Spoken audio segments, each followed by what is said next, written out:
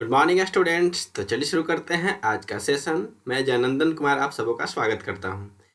तो आज के सेशन में हम लोग देखेंगे मैथमेटिक्स के कुछ महत्वपूर्ण क्वेश्चन जो कि हमेशा से कई सारे जनरल कंपटीशन एग्जाम में आते रहते हैं। जैसा कि अभी हम लोगों का एग्जाम एसएससी बिहार एसएससी का भी और एसएससी जीडी का भी एग्जाम होने वाला है। तो मैंने मल्टीपल पर्पज से यहाँ पे बनाया हुआ है कि दोनों ही एग्जाम में जो कि महत्वपूर्ण भूमिका निभाएंगे ये सारे प्रश्न। तो चलिए शुरुआत करेंगे आज का हम लोग पहला प्रश्न। और यहाँ पे देखते हैं सबसे पहले प्रश्न में कह रहा है कि निम्नलिखित संख्याओं में से कौन सी संख्या अपरिमेय संख्या है। तो यहाँ पे हम लोग देखेंगे अपरिमेय संख्या। हम लोग सबसे पहले देखेंगे कि परिमेय संख्या कौन कौन सी होती हैं। तो परिमेय संख्या का जनरल फॉर्मूला जो हम लोग पढ़े हैं वो मैं आप लोगों को बताता चलूँ कि परिमेय संख्या हमेशा से P/Q के रूप में होते हैं, यानी कि जिनको हम फ्रैक्शन में प्रेजेंट कर सके उन्हें हम कहते हैं परिमेय संख्या। तो यहाँ पे हम लोग चेक करके देख लेते हैं कि परिमेय संख्या कौन कौन सा होगा और कौन नहीं। तो ऑप्शन से ही चेक करना पड़ेगा, जो कि पहला ऑप्शन में दिया जा रहा है √25। तो 25 का जब हम लोग वर्गमूल निकालेंगे तो ये हमारा निकल करके प्राप्त हो जाएगा 5। और 5 को हम लोग बटा में कुछ नहीं है तो यहाँ पे 1 तो लिख ही सकते हैं, इसलिए हम कह सकते हैं कि ये परिमेय संख्या है। इसी प्रकार से 16 को देखेंगे तो 4 लिख सकते हैं और 4 के बटा में कुछ नहीं तो यहाँ तो 1 हो ही जाएगा। अब यहाँ पे 36 रूट में और उसी के अंदर में दिया जा रहा है, यहाँ पे रूट थोड़ा अलग तरीके से लिखा हुआ है, लेकिन इसका मतलब ये है कि 36 डिवाइडिंग बाई 49 है। और इसका जब हम लोग वर्गमूल निकालेंगे दोनों का, 36 का वर्गमूल यानी 36 का वर्गमूल 6 हो जाएगा और 49 का वर्गमूल तो 7 हो ही जाएगा। और यहाँ पे जैसे ही हम लोग प्राप्त कर लिए कि 6/7 हो गया, यानी कि ये भी संख्या परिमेय संख्या हो गया। और यहाँ पे पूछा क्या जा रहा है, अपरिमेय। अपरिमेय संख्या। अब देखते हैं हम लोग 3 का वर्गमूल। तो जब 3 का वर्गमूल निकालते हैं तो 3 का वर्गमूल हम लोग जानते हैं कि पूरा पूरा तो निकाल ही नहीं सकते हैं, पूरा पूरा नहीं निकाल सकते हैं, लेकिन इसका वर्गमूल कितना होता है तो 1.732 और भी आगे पॉइंट में आते ही रहता है। कहने का मतलब इसको कभी भी फ्रैक्शन में P/Q के रूप में हम लोग लिख ही नहीं सकते हैं। इसका मतलब हुआ कि ये डी ऑप्शन इस प्रश्न का आंसर हो जाएगा, क्योंकि इसको हम लोग P/Q के रूप में कभी व्यक्त नहीं कर सकते हैं। अब इसी के साथ हम लोग चलेंगे नेक्स्ट स्लाइड में और देखेंगे अगला क्वेश्चन। यहाँ पे प्रश्न में दिया जा रहा है, दूसरा नंबर प्रश्न में कह रहे हैं कि 1 डिवाइडिंग बाई 1 इंटू 2। यहाँ पे पॉइंट का मतलब दरअसल इंटू है, आप लोग कंफ्यूज ना होंगे। तो मैं इसको एक बार एक्सपेरिमेंट करके लिख ही देता हूँ। 1 यहाँ पे क्या दिया जा रहा है, 1 डिवाइडिंग बाई, थोड़ा सा इसको मुझे इरेज करना पड़ेगा, इसके बाद मैं आप लोगों को ठीक से दिखा देता हूँ। अब मैंने इरेज कर लिया है और इरेज करने के बाद अब आप लोग देखेंगे इस प्रश्न को एक्सपेंड मैं करूँगा तो 1 डिवाइडिंग बाई 1 इंटू 2 ऐसा करके दिया जा रहा है, और प्लस में 1 डिवाइडिंग बाई 2 इंटू 3, और आगे भी इसी तरह से एक्सपेंड करना चाहें तो 1 डिवाइडिंग बाई 3 इंटू 4 है। कहने का तो एक बढ़ते क्रम में आगे तक का एक्सपेंड करके हम लोगों को ये एक इक्वेशन जैसा दिया जा रहा है, जिसको हम लोगों को सॉल्व करना है। और अंत में दिया जा रहा है 1 डिवाइडिंग बाई n, और यहाँ भी इंटू का मतलब ब्रैकेट दिया जा रहा है प्लस n+1 है। इसी को हम लोगों को सॉर्ट आउट करना है। तो इसको सॉल्व करने का एक तो ये तरीका होता है कि हम लोग पहले पद को अंतिम पद से घटा ले और डायरेक्ट आंसर लिख सकते हैं। जैसे कि पहला पद यहाँ पे 1 डिवाइडिंग बाई 1 हो जाएगा ये वाला पद, और अंतिम पद हो जाएगा 1 डिवाइडिंग बाई n+1, यानी कि 1 डिवाइडिंग बाई 1, और यहाँ से हम कर लेते हैं 1 डिवाइडिंग बाई n+1 को, तो ये हमारा आंसर प्राप्त हो जाएगा। ये हम लोग को देख लेते हैं यहाँ से करके सॉल्व। तो इन दोनों का सबसे पहले यदि यहाँ पे एलसीएम लेंगे तो n+1 इसका एलसीएम हो जाएगा, यानी कि n+1 यहाँ से और -1 हो जाएगा। -1 से -1 कैंसिल हो जाएगा, यानी कि n डिवाइडिंग बाई n+1 इस प्रश्न का उत्तर हो जाएगा, जो कि ऑप्शन बी दिया जा रहा है। लेकिन मैं यहाँ पे एक्सपेंड फॉर्म में यहाँ पे दिखा देता हूँ कि इसको सॉल्व करते कैसे हैं।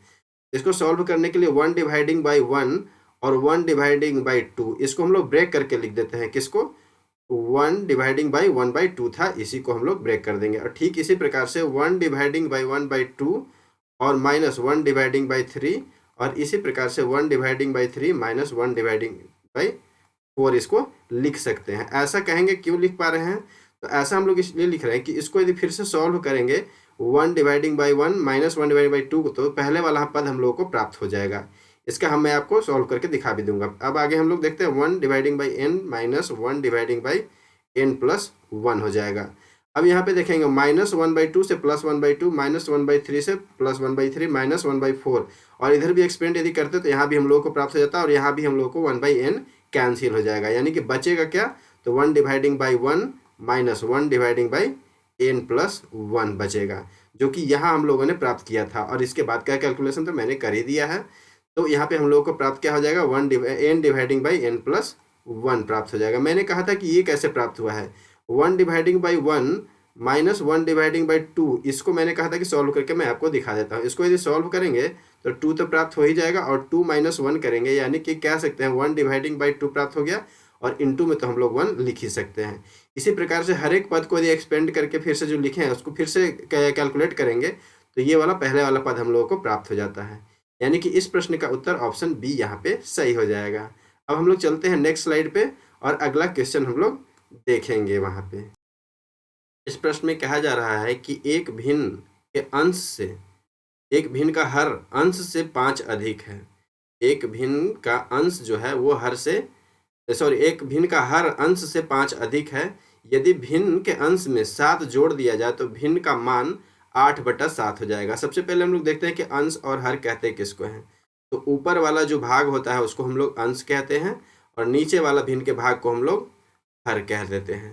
तो यहाँ पे प्रश्न में जिस हिसाब से कहना है उसके आधार पे हम लोग देखें तो सबसे पहला कंडीशन में कहा जा रहा है कि अंश जो है, हर जो है वो अंश से अधिक है, यानी कि ऊपर यदि हम लोगों को x होगा तो नीचे में कह रहे हैं हर अंश से, यानी कि x प्लस 5 हम लोगों को हर प्राप्त हो जाएगा। ठीक है, अब यहाँ से देखें तो एक बार हम लोग ऑप्शन को देख लेते हैं, और ऑप्शन से देख करके बनाना बहुत ही आसान हो जाएगा। नीचे में हम लोगों को 5 अधिक होना चाहिए।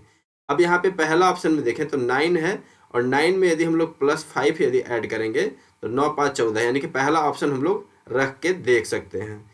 तो यहाँ पे हम लोग देख लेते हैं 9 डिवाइडिंग बाई 14 तो था ही, लेकिन प्रश्न में कहना है कि यदि भिन्न के अंश में, यानी कि ऊपर वाला भाग में 7 हम लोग ऐड कर देते हैं तो 9 और 7, यानी कि 9 7 16, और बटा में 14 तो यहाँ पे था ही, इसको कटाएंगे तो 8, और बटा में यहाँ पे 7 प्राप्त हो जाएगा। इस प्रकार से यहाँ पे देखें तो 8/7 प्राप्त हो रहा था, यानी कि ऑप्शन ए यहाँ पे आंसर हो जाएगा। वैसे बाकी का ऑप्शन यदि चेक करना चाहें तो 8 में हम लोग 7 जोड़ेंगे तब 15 प्राप्त होता है, लेकिन प्रश्न में कहना क्या था, 5 जोड़ा जा रहा है, तो दूसरा ऑप्शन तो यहीं पे गलत हो जाता है। अगला ऑप्शन 4 में सिर्फ 1 जोड़ा गया है, तो ये ऑप्शन भी सी भी गलत हो जाएगा। और 9 में हम लोग देख पा रहे हैं कि 4 जोड़ेंगे तभी हम लोग को 13 प्राप्त होगा, यानी कि बिना इसको कैलकुलेट किए हुए भी हम लोग आंसर प्राप्त कर सकते थे, क्योंकि पहला ऑप्शन में 9 और 14 दिया रहा था, इसी में सिर्फ +5 का डिफरेंस हम लोगों को दिया जा रहा है, बाकी किसी में ये तो डिफरेंस है ही नहीं। इस प्रकार से इस प्रश्न का उत्तर ऑप्शन ए यहाँ पे सही हो जाएगा। अब हम लोग चलेंगे नेक्स्ट स्लाइड पे और अगला क्वेश्चन को देखेंगे। तो चलिए इस प्रश्न को देखते हैं हम लोग। यहाँ प्रश्न में कहना है कि किसी 2 अंकों की संख्या के अंकों का योग 10 है। यानी 2 अंकों की संख्या के अंकों का योग हम लोग देख पा रहे हैं कितना है, 10 है।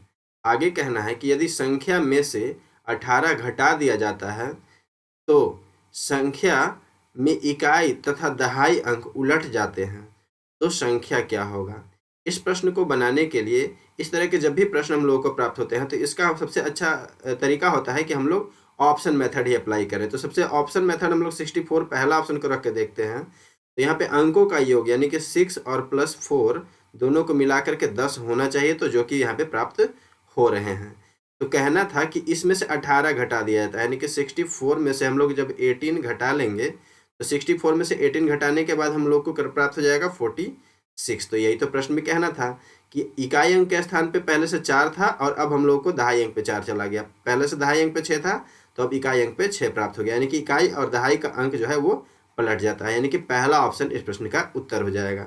यदि अगला ऑप्शन भी रख करके देखना चाहें तो 6 और 4 तो पहला शर्त तो अप्लाई हो रहा है कि 6 और 4 10 हो जा रहा है, लेकिन यहाँ पे हम लोग 46 में से हम लोग जब 18 घटाएंगे तो यहाँ से 18 घटाने के बाद 16 में से 8 घटाएंगे तो 8 प्राप्त हो जाएगा, और 4 में से हम लोग यहाँ बचा था 3 में से 1 घटाएंगे तो 2, यानी कि 28 प्राप्त होगा, जो कि दूसरा यहाँ पे शर्त अप्लाई हो ही नहीं रहा, यानी कि दूसरा ऑप्शन यहाँ पे गलत हो जाएगा। और यहाँ पे इकाई अंक दहाई अंक दोनों को जोड़ेंगे तो 8 और 4 यहाँ पे 12 प्राप्त हो रहा है। तो यहाँ पे तीसरा ऑप्शन सी तो रख ही नहीं सकते। 6 और 5 यहाँ पे 11 प्राप्त हो जाएगा, जो कि अगला ऑप्शन तो रख ही नहीं सकते। यानी कि इस प्रश्न का उत्तर ऑप्शन ए यहाँ पे सही हो जाएगा। अब हम लोग नेक्स्ट स्लाइड पे चलेंगे और अगला प्रश्न को देखेंगे। यहाँ पे बहुत ही आसान प्रश्न दिया जा रहा है कि प्रथम 20 सम संख्याओं का योग क्या होगा।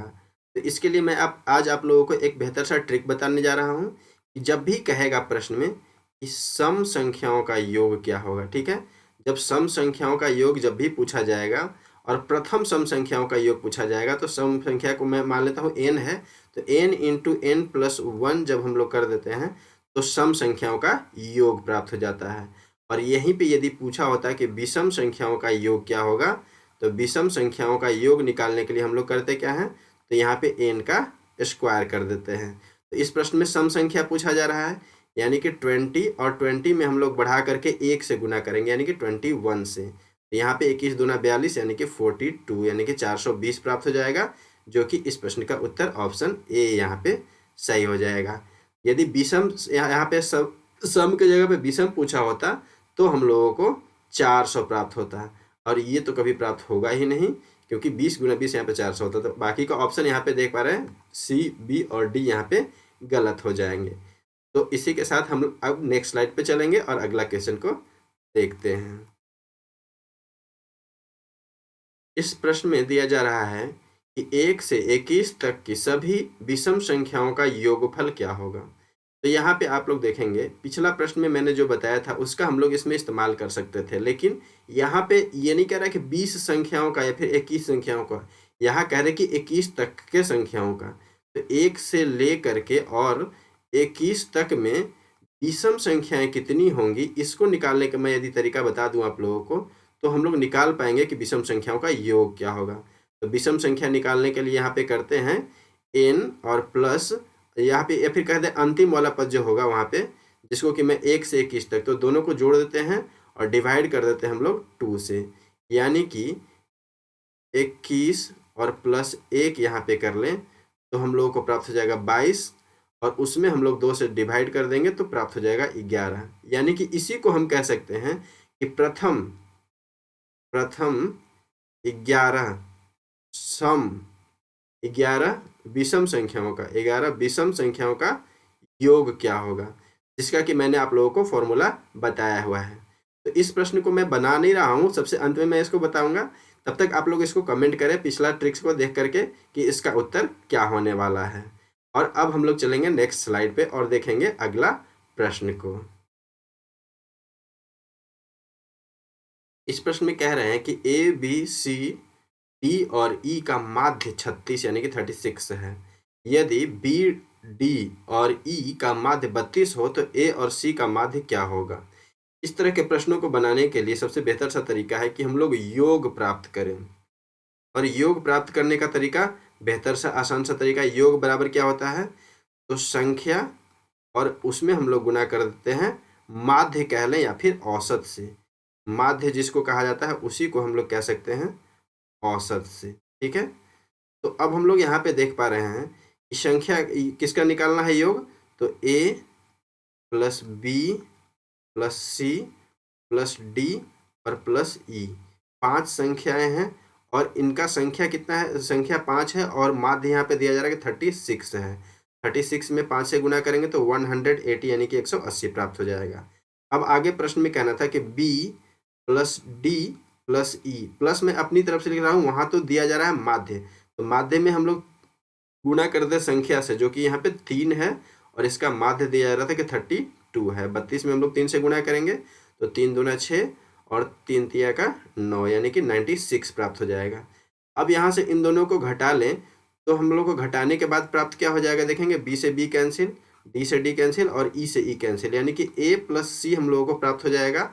यहाँ पे 10 में से 6 घटाएंगे तो 4 और 17 में से 9 घटाएंगे तो 8, यानी कि 48a प्लस c प्राप्त हो गया। और अंत में फिर से पूछा जा रहा है, a और c का योग नहीं पूछा जा रहा, माध्य पूछा जा रहा है। माध्य निकालने के लिए संख्या में हम लोग, योग में हम लोग संख्या से डिवाइड करते हैं, यानी 2 संख्या तो 2 से डिवाइड करेंगे 42 प्राप्त हो जाएगा, जो कि आपके प्रश्न में उत्तर ऑप्शन सी में दिया जा रहा है। बाकी का ऑप्शन यहाँ पे गलत हो जाएगा। तो चलिए नेक्स्ट स्लाइड पे चलते हैं और अगला क्वेश्चन हम लोग देखते हैं। इस प्रश्न में कह रहे हैं कि कुछ लड्डू खाने योग्य चांदी की सजावट से ढके गए हैं। ठीक है, इस प्रश्न में कहना है कि कुछ लड्डू खाने योग्य चांदी की सजावट से ढके हैं। इस सजावट की लागत 10 रुपये प्रति वर्ग सेंटीमीटर है। एक लड्डू की त्रिज्या 3 सेंटीमीटर है। तो इन जैसे 10 ऐसे लड्डू की सजावट के लिए अनुमानित कितने धन की आवश्यकता होती है। तो सबसे पहले हम लोग देखें कि लड्डू जो होता है एक प्रकार का गोला होता है। तो यहाँ पे हम लोग करेंगे कि का पृष्ठीय क्षेत्रफल गोला का पृष्ठीय क्षेत्रफल हम लोग निकलेंगे, क्योंकि पृष्ठीय क्षेत्रफल से ही हम लोग निकाल पाएंगे कि उसके चारों तरफ जो ढका जाने वाला भाग है उसको, जो कि होता है 4πr²। और प्रश्न में यहाँ पे दिया भी जा रहा है कि रेडियस दिया जा रहा है कि रेडियस कितना है, तो 3 सेंटीमीटर है, यानी कि आर का वैल्यू दिया जा रहा है। तो हम लोग कर लेंगे 4 और पाई का मान हो जाता है 22/7 और रेडियस जो कि दिया जा रहा था 3 और इसका स्क्वायर करेंगे तो 3 × 3 हो जाएगा। अब प्रश्न में कहना है ऐसे 10 लड्डू हैं, तो 10 लड्डू और एक लड्डू के सजावट का ढकने में ये हम लोग का टोटल एरिया प्राप्त हो जाएगा, टोटल आयतन प्राप्त, टोटल क्षेत्रफल प्राप्त हो जाएगा। और क्षेत्रफल में यदि हम लोग 10 से गुणा कर दें, क्योंकि 10 सेंटीमीटर प्रति वर्ग के हिसाब से लग रहा था खर्च, तो यहाँ पे हम लोग निकाल पाएंगे क्या, खर्च निकाल पाएंगे। ठीक है, तो खर्च निकालने के लिए अब यहाँ से गुणा कर लेते हैं। तो 3 × 9 9 × 36, 36 में हम लोग जब 12 से गुणा करेंगे तो यहाँ पे हम लोग को प्राप्त हो जाएगा 11,314 प्राप्त हो जाएगा, और जिसमें डिवाइड करना होगा हम लोगों को। यहाँ पे गुणा करने के बाद यहाँ पे कुछ और प्राप्त होगा। सॉरी, मैं यहाँ पे दिखा देता हूँ कितना प्राप्त होगा। पहले तो इसको मुझे मिटाना पड़ेगा। मैंने अब मिटा लिया है और अब हम लोग यहाँ पे देखेंगे कि गुणा करने के बाद कितना प्राप्त हो जाएगा। तो यहाँ पे गुणा करने के बाद प्राप्त हो जाएगा 22 तो रहेगा ही, और 4 में हम लोग 9 से गुणा करें, 9 × 4 = 36, यानी कि 36, और इधर हम लोगों को 100 प्राप्त हो ही जाएगा। डिवाइडिंग बाई 7 तो है ही। अब यहाँ पे जब गुणा करेंगे तो गुणा करने के बाद हम लोगों को 7, 9, 2 और यहाँ पे 00 तो प्राप्त हो जाएगा डिवाइडिंग बाई 7। अब इसको हम लोग जब 7 से कटाएंगे तो लगभग 11,314 पॉइंट समथिंग प्राप्त हो जाएगा। लेकिन यहाँ पे अप्रोक्सीमेट पूछा जा रहा था, तो 11,310 जो कि ऑप्शन सी में दिया जा रहा है, सबसे करीबी ऑप्शन तो यही है, यानी कि सी ऑप्शन यहाँ पे सही हो जाएगा। 11,310, ए, बी और डी ऑप्शन यहाँ पे गलत हो जाएंगे। तो इसी के साथ इस प्रश्न का उत्तर समाप्त होता है। और अब हम लोग चलेंगे अगले स्लाइड में, जो कि अगला क्वेश्चन को देखते हैं। अब इस प्रश्न में दिया जा रहा है कि सोना एल्युमिनियम की तुलना में 12 गुना भारी है, तांबा एल्युमिनियम की तुलना में 5 गुना भारी है, तो एल्युमिनियम की 8 गुना मिश्र धातु प्राप्त करने के लिए किस अनुपात में सोना और तांबा को मिश्रण बनाना होगा। तो इस तरह के प्रश्नों को बनाने के लिए हम लोग देख रहे हैं, सबसे पहले ए टाइप का मिश्रण है जो कि 12 गुना भारी है, और बी टाइप का मिश्रण है जो कि 5 गुना भारी है। इस प्रश्न को बनाने के लिए एलिगेशन मेथड सबसे बेस्ट मेथड रहेगा। तो एलिगेशन में अप्लाई करने के लिए हम लोग को बनाना कितना होगा कि एक 12 गुना है और एक 5 गुना है, और प्राप्त करना है 8 गुना। तो 8 को बीच में रखेंगे और 12 और 5 को हम लोग क्रॉस करके यहाँ पे घटा लेंगे। एक बार हम लोग नीचे से ऊपर यानी कि 8 - 5 कर लेंगे, और रेशियो एक बार ऊपर से नीचे यानी कि 12 - 8 कर लेंगे, यानी कि अब यहाँ पे घटाने के बाद प्राप्त हो जाएगा 3:4, जो कि इस प्रश्न का उत्तर ऑप्शन बी हो जाएगा। तो इस तरह से इस प्रश्न का उत्तर ऑप्शन बी यहाँ पे सही हो जाएगा। सॉरी, मैंने गलती कर दी यहाँ पे, गलती तो यहाँ पे सी होगा। 4:3 कभी होने वाला नहीं है, यहाँ पे 3:4 हो जाएगा। बाकी का ए, सी और डी ऑप्शन यहाँ पे गलत हो जाएगा। तो इसी के साथ इस प्रश्न का उत्तर हो जाएगा ऑप्शन बी। और अब हम लोग चलेंगे नेक्स्ट स्लाइड में और अगला क्वेश्चन को देखें। इस प्रश्न में कह रहे हैं कि एक वस्तु के लिए 40% और 30% के 2 क्रमिक छूटों के समतुल्य एक छूट कितनी होगी। तो इस प्रकार से समतुल्य छूट निकालने का जो तरीका होता है उसका मैं आप लोगों को फॉर्मूला बताता हूँ। समतुल्य छूट निकालने का फॉर्मूला होता है कि a + b और minus a × b dividing by 100 कर लेते हैं। तो यहाँ से हम लोगों को छूट प्राप्त हो जाएगा। तो पहला छूट हम लोग को 40 जो कि a के रूप में हम लोग रखेंगे, और दूसरा छूट b 30 के रूप में रखेंगे, और दोनों को गुना करेंगे तो 40 और गुना यहाँ पे हम लोग 30 करेंगे और डिवाइडिंग बाई 100। एक जीरो से एक जीरो और एक जीरो से एक जीरो कैंसिल, 40 और 30 मिला करके हो जाएगा 70 में से हम लोग घटा लेंगे 12 को, यहाँ पे हम लोगों को प्राप्त हो जाएगा 58%, यानी कि ऑप्शन ए यहाँ पे सही हो जाएगा और बी, सी और डी यहाँ पे गलत हो जाएगा। तो अब हम लोग देखेंगे नेक्स्ट स्लाइड में अगला क्वेश्चन। इस प्रश्न में कहा जा रहा है कि 5 सदस्यों वाले परिवार की वर्तमान औसत आयु 26 वर्ष है। यदि परिवार में सबसे कम उम्र के सदस्य की वर्तमान आयु 10 वर्ष है, तो सबसे कम उम्र के सदस्य के जन्म के समय परिवार की औसत आयु क्या थी? तो इस प्रश्न को बनाने के लिए सबसे पहले देखा जाए तो नंबर ऑफ फैमिली कितने हैं, 5 लोग हैं और एवरेज उनका दिया जा रहा है कितना है, 26 यानी कि 26 है। यहाँ पे हम लोग योग प्राप्त कर लेंगे, ठीक है। और योग निकालने का तरीका क्या होता है, तो नंबर में हम लोग एवरेज से गुणा कर लेते हैं।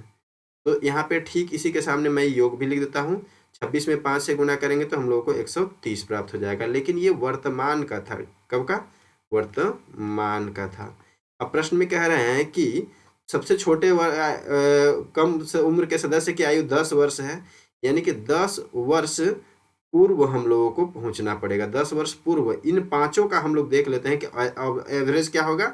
तो जब भी 10 वर्ष पूर्व या फिर 5 वर्ष पूर्व सभी का आयु निकालना होता है तो डायरेक्ट औसत में से हम लोग 10 घटा लेते हैं, यानी कि 16 हो जाएगा। और 16 में हम लोग 5 से गुणा करेंगे तो यहाँ पे 80 प्राप्त हो जाएगा। यहाँ पे 130 था, यदि आप लोग को दिखाई नहीं दे रहा होगा तो मैं फिर से लिख देता हूँ। अब यहाँ पे 5 सदस्यों का जो था वो औसत आयु 10 वर्ष पूर्व 80 था।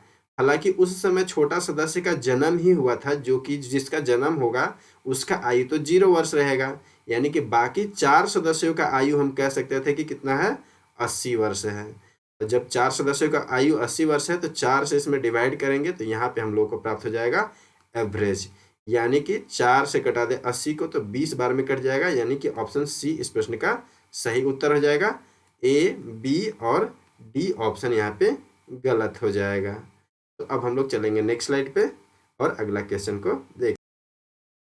यहाँ प्रश्न में कह रहे हैं कि यदि जिल्दसाजी पर खर्च की जाने वाली राशि 14,400 रुपये है तो पेपर पर राशि रुपए में कितनी खर्च होगी?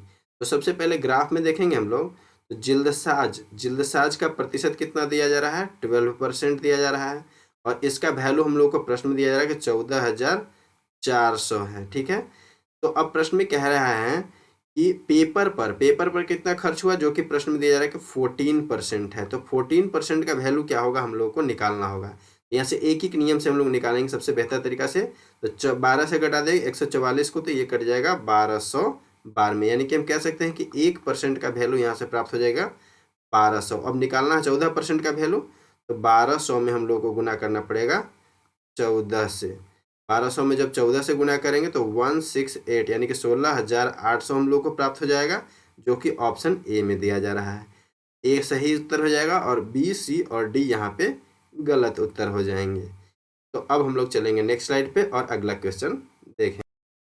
यहाँ पे प्रश्न में कहना है कि 30 मीटर लंबाई और 25 मीटर चौड़ाई वाले एक आयताकार मैदान के बाहर चारों ओर 5 मीटर एक समान चौड़ाई वाला रास्ता बनाया जाता है, तो रास्ते का क्षेत्रफल ज्ञात करें।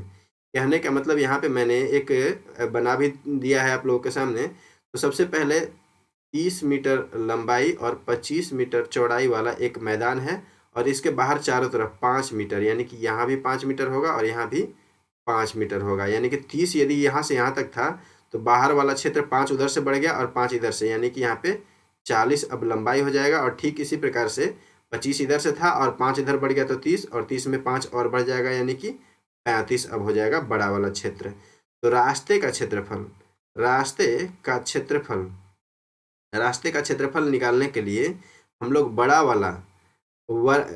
वाला आयत का क्षेत्रफल, यानी कि कह सकते हैं कि L इंटू बी, बड़ा वाला लंबाई इंटू चौड़ाई, और माइनस छोटा वाला L इंटू बी, छोटा वाला आयत का क्षेत्रफल हम लोग घटा लेंगे। तो बड़ा वाला आयत कितना हो जाएगा, तो 40 और गुना 35 हो जाएगा और छोटा वाला आयत हो यहाँ पे प्राप्त हो जाएगा हम लोगों को जो पहले से दिया हुआ था 30 गुना 25 था।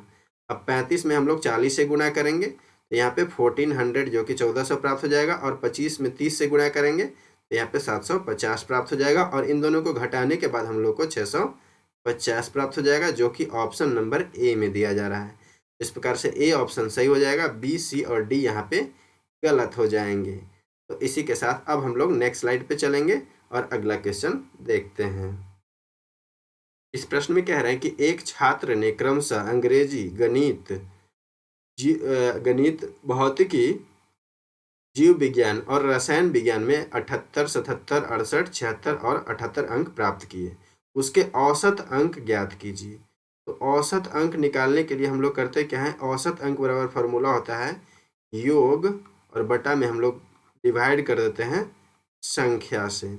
यहाँ पे हम लोग देखेंगे योग निकालेंगे तो सबसे पहले 78 प्लस 77 प्लस 68 और प्लस 76 और प्लस 78 और डिवाइडिंग बाई, ये संख्या कितने हैं, 3 और 2 मिला दिया जाए तो ये 5 है। अब इन सभी को जोड़ेंगे तो 377 प्राप्त हो जाएगा, डिवाइडिंग बाई 5। 5 से इसको घटा लेंगे 75.4 प्राप्त हो जाएगा, जो कि इस प्रश्न का उत्तर 75.4 यानी कि ऑप्शन सी यहाँ पे सही हो जाएगा। और बाकी का ऑप्शन देखा जाए तो ए, बी और डी यहाँ पे गलत हो जाएंगे। तो इसी के साथ अब हम लोग नेक्स्ट स्लाइड पे चलेंगे और अगला क्वेश्चन देखते हैं। आज के सेशन का अंतिम प्रश्न हम लोग देखते हैं। तो इस प्रश्न में कह रहे हैं कि आरोही क्रम में ली गई 6 क्रमागत सम संख्याओं का औसत 107 यानी कि 107 है, तो अंतिम 3 संख्याओं का औसत क्या हो जाएगा। सबसे पहली बात जान ले, जब संख्याएं क्रम से होती है तो औसत बराबर हम कह सकते हैं क्या होता है, बीच की संख्या यानी कि बीच वाली संख्या। ठीक है, तो बीच की संख्या कहने का मतलब यहाँ पे 6 क्रमागत सम संख्याएं हैं। ठीक है, तो पहली संख्या को हम ए मान लेते हैं, दूसरी संख्या को बी, सी, डी और ई, और छठी संख्या भी है इसलिए हम लोग एफ मान लेते हैं।